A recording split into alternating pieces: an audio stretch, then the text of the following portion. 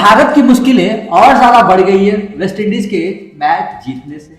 आपको बता दूं T20 वर्ल्ड कप में जिम्बाब्वे को हरा के वेस्ट इंडीज ने एक कदम अपना आगे की ओर बढ़ाया है।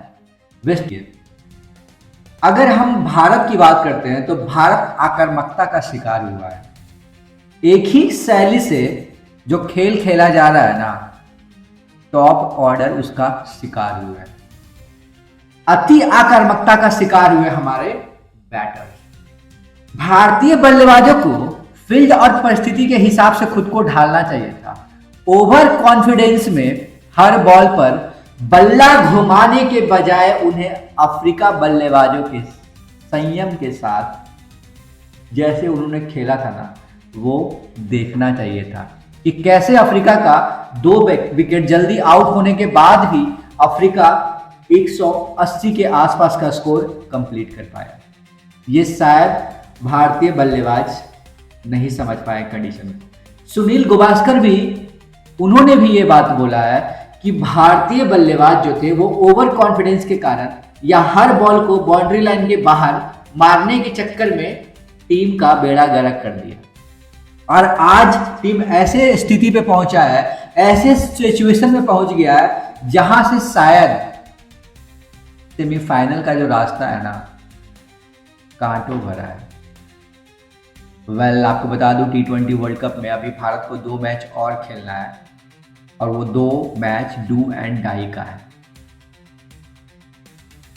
वैसे बात तो गावस्कर साहब सही कह रहे हैं, क्योंकि यही काम सचिन पाजी किया करते थे, यही काम विराट कोहली किया करते थे कि सिचुएशन को भांपते थे, उसके अनुसार वो बैटिंग करते थे, जिसके कारण विराट कोहली को कभी कभी ट्रोलिंग भी किया जाता था, जो विराट कोहली को नहीं समझ पाया उनके द्वारा कि टुक टुक टुक टुक करता है।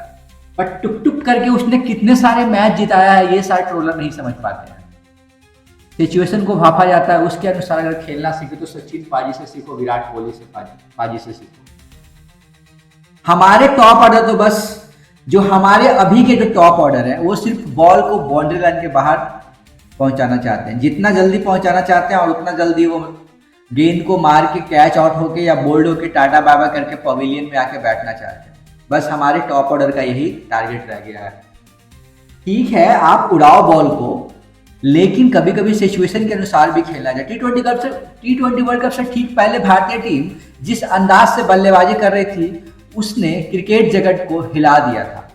231 पे 5, 238 पे 7, 271 पे 5 जैसे स्कोर का मजबूत विरोधी के खिलाफ, ऐसा नहीं कि मतलब छोटा मोटा टीम के साथ, ये सब मजबूत विरोधियों के साथ था।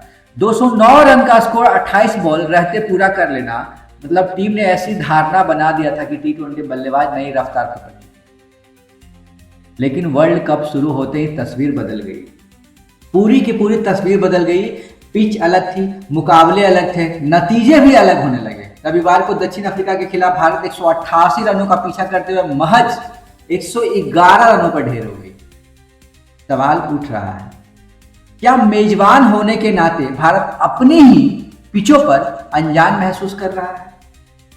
क्या भारत ने तैयारी के दौरान सिर्फ सपाट पिचों पर खेलकर खुद को धोखा में रखा? कि सिर्फ सपाट पिच पे खेलते हैं, चौका छक्का मारते हैं, 200 का टारगेट पूरा करते हैं। क्या पिछले 2 वर्षों में भारत एक खास पैटर्न, तेज शुरुआत, ऊंचा रन रेट, 200 से ज्यादा का टारगेट का पीछा भागना, क्या इसी पे भारत ने तैयारी किया? इसलिए वर्ल्ड कप में पिचों ने भारत की अग्नि परीक्षा लिया है। हर गेंद पर प्रहार की कोशिश में भारत कंट्रोल खो दिया। अहमदाबाद में तकनीकी से ज्यादा मानसिक विफलता दिखी है। भारतीय टॉप ऑर्डर ऐसी एक तरफा शैली से खेल रहा है जो सिर्फ सपाट पिचों पे काम आती है।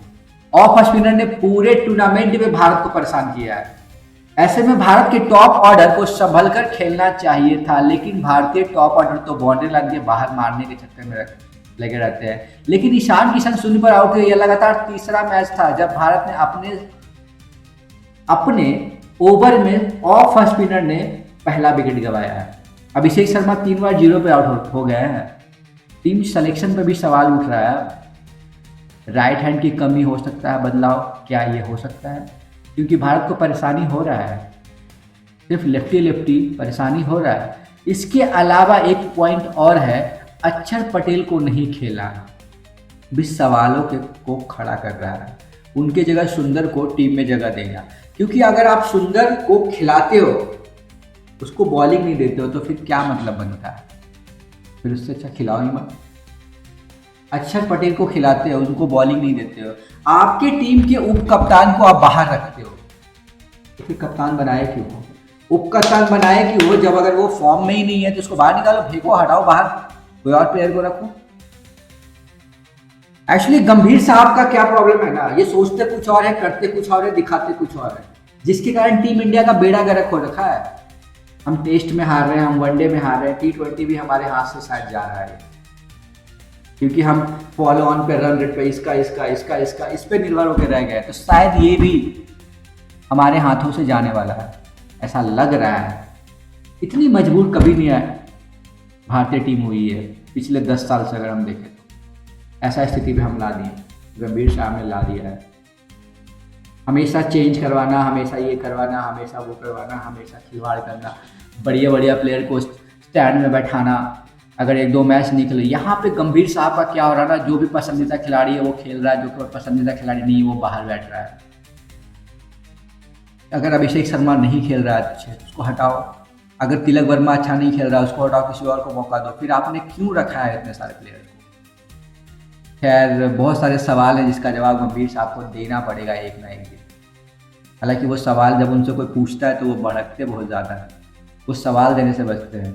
उनको लगता है कि सवाल सिर्फ हम पूछ सकते हैं, हमसे कोई सवाल ना पूछे। गंभीर साहब का यह फिलॉसफी है, और जैसे ही उनसे कोई पूछता है तो वो तिल मिला जाते हैं। गंभीर साहब तिल मिलाने से काम नहीं चलने वाला है।